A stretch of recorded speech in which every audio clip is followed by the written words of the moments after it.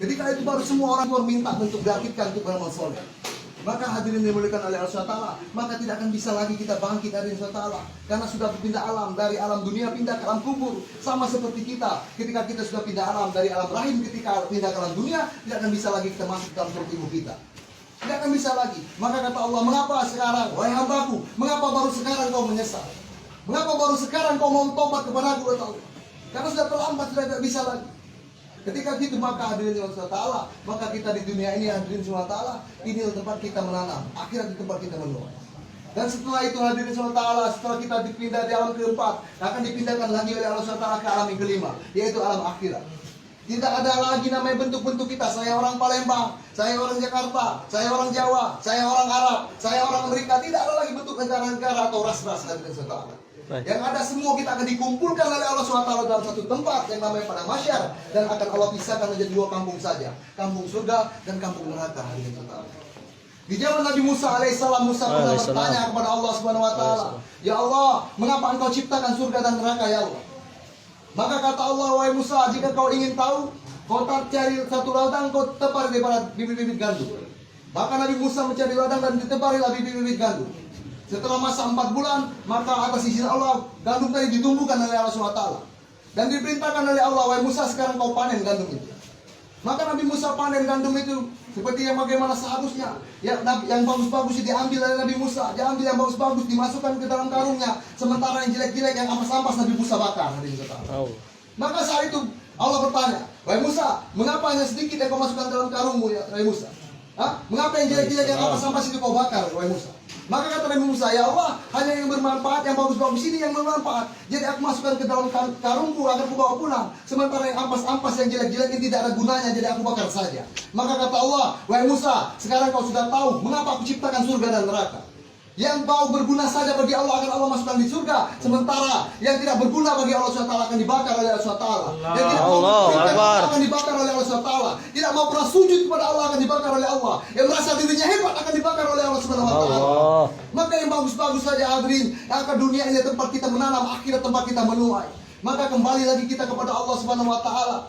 Rasulullah SAW pun rindu kepada kita hadirin SWT. Rasulullah SAW itu berjuang untuk kita, bukan untuk beliau. Rasulullah hijrah daripada Mekah pindah ke Madinah untuk menyamakan Islam, untuk menyamakan agama supaya sampai dalam diri kita. Maka setelah sampai dalam diri kita, maka kita lalaikan, kita campakkan. Seolah-olah kita ikut melempar kotoran di muka Rasulullah SAW. Karena mengapa? Kita bangga mengikuti orang-orang kafir hadirin SAW. Saya ini hadirin mengikuti orang kafir, saya hancur badannya. Saya rusak-rusak diri saya susah-susahkan diri saya. Cucuk-cucukkan tinta, ditusuk-tusukkan tinta. Telinga dibesar-besarkan, meniru-niru orang kafir hadirin Allah. Tinggalkan sunnah Rasulullah SAW. Padahal Rasulullah SAW hadirin ketika itu Rasulullah sampai akhir hayatnya pun Rasulullah masih merisaukan kita. Dan diperingat Rasulullah bukan anaknya Fatimah, bukan istrinya Aisyah, bukan cucunya Hasanuddin, tapi kata Rasulullah di hembusan napas terakhirnya Rasulullah, umatku, kata Rasulullah SAW. Kita disebut oleh Rasulullah SAW. Namun pertanyaannya hari ini, apa yang kita berikan untuk Rasulullah SAW? Kita merasa diri kita hebat hadirin. Kita merasa diri kita kuat. Padahal hadirin Allah, kita tidak ada apa-apanya apabila kita dihadapkan oleh Allah Subhanahu Wa Taala. Hadirin yang dimuliakan oleh Allah Subhanahu Wa Taala. Sehingga kami hanya bisa menyampaikan saja hadirin. Tidak ada, kami bukan orang baik juga bukan. Kami juga orang buruk, tapi yang berusaha memperbaiki keburukan ini, memperbaiki diri dan belajar untuk menyampaikan para kebaikan-kebaikan. Karena hakikatnya kita ini saudara hadirin. Jika kita ingin menceritakan tentang kenakalan-kenakalan kita, maka tidak bisa kita menyaingi para sahabat radhiyallahu anhu. Sayyidina Umar radhiyallahu anhu, siapa tidak tahu tentang kenakalannya? Kita nakal-nakal kita hadirin tidak pernah untuk berniat untuk membunuh Pak Kiai. Tidak pernah. Walaupun ada yang membunuh Pak Kiai, kita pernah membunuh Pak Kiai, Kiai itu mati. Masih banyak kiai-kiai lain yang akan meneruskan perjuangan dakwah. Masih banyak kiai-kiai lain yang akan mengajarkan ilmu-ilmu agama.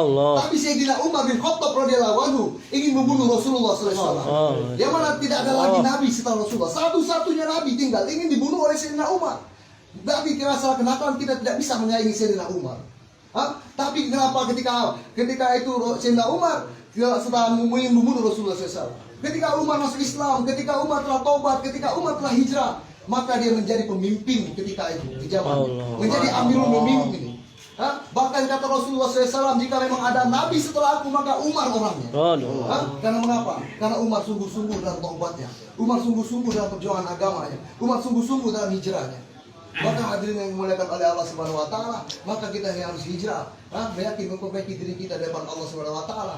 Jangan pedulikan omongan-omongan manusia, karena hakikatnya derajat tingkat kemuliaan kita hanya dalam takwa. Maka Allah katakan, inna akramakum indallahi atqakum. Sesungguhnya orang yang paling mulia di antara kalian adalah orang yang paling bertakwa. Walaupun kita narapidana, dibanding dengan polisi, dibanding dengan petugas lapas, dibanding dengan jaksa, dibanding dengan hakim, dibanding dengan presiden, jika mereka tidak bertakwa, kita bertakwa, maka kita lebih mulia daripada mereka. Allahu Akbar. Hadirin subhanahu wa ta'ala, jangan pernah putus asa dari rahmat Allah. La taqnatu min rahmatillah. Jangan pernah putus asa dari rahmat Allah. Minta kita kepada Allah Subhanahu wa taala, karena segala sesuatu itu ditetapkan oleh Allah Subhanahu wa taala. Innallaha ala kulli syai'in qadir. Sesungguhnya Allah berkuasa atas segala sesuatu, hadirin. Maka kita minta kepada Allah Subhanahu wa taala, kembali menjebak Allah Subhanahu wa taala, kembali memperbaiki diri kita kepada Allah Subhanahu wa taala. Memang hari ini, hadirin, inilah kesempatan ini. Saya tidak ada niat untuk sini, tidak ada rencana-rencana. Ini hadirin, saya dari bangun tidur tadi tidak pernah terpikir akan seperti ini. Mungkin tuan-tuan juga seperti itu juga. Tidak mungkin saya akan terpikir menjadi seperti ini. Inilah namanya takdir daripada Allah Subhanahu wa taala. Kita dijumpakan ini karena mutlak daripada kasih sayang Allah Subhanahu wa taala, takdir daripada Allah Subhanahu wa taala. Tidak pernah kita rencanakan, tidak pernah kita pikir-pikirkan, tapi terjadi. Inilah takdir oleh Allah Subhanahu wa taala. Walaupun kita ini orang-orang biasa, walaupun kita ini orang-orang ahli maksiat, walaupun kita ini pendosa-pendosa, dengan kita berkumpul, kita memuji-muji Allah, kita membicarakan tentang agama, maka kita dipandang oleh Allah dan pandangan rahmatnya. Maka insya Allah hadirin, selepas ini selesai kita masa tahanan, berdoa pada Allah agar masa tahanan kita dimudahkan oleh Allah Subhanahu wa taala. Amin ya Allah. Kita keluar, maka kita kembali hijrah, kembali mentaati Allah Subhanahu wa taala, mengikuti sunnah Rasulullah SAW. Insya Allah semua bersedia. Insya Allah. Kebenaran hanya datang daripada Allah SWT. Kesalahan dan kebodohan karena saya sendiri, karena saya masih belajar dalam tahap menyampaikan. Rasulullah SAW bersabda, "Kullu bani Adam khata' wal khairu khata'inat tawwabun." Setiap anak cucu Adam itu pasti bersalah, dan yang sebaik-baik bersalah dia yang berani bertobat kepada Allah. Subhanallah bihamdi, subhanallah wa bihamdika, asyhadu an la ilaha illa anta, astaghfiruka wa atubu ilaik. Assalamualaikum warahmatullahi wabarakatuh.